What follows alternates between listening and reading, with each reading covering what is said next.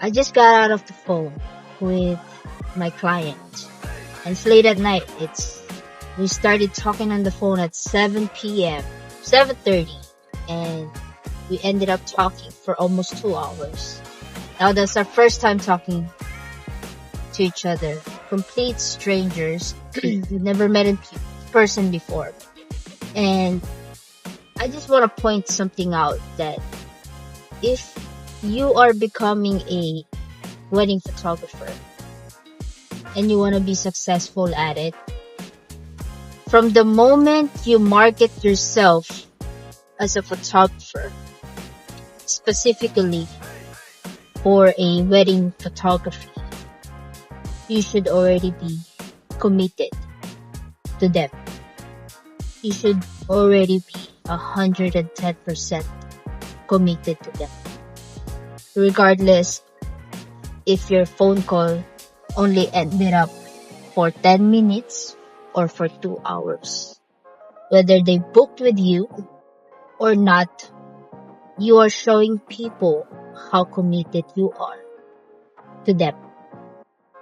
If they did not book with you, the next person will, if you stay consistent of being committed. And that's what I've noticed with my career here as a photographer, as a wedding photographer, is that from the moment that I market myself as a wedding photographer is the moment I am committed to every single client that inquires to me, that books me, all the way to the end. I don't have the best gears, the most expensive ones. I have the middle ones, I'm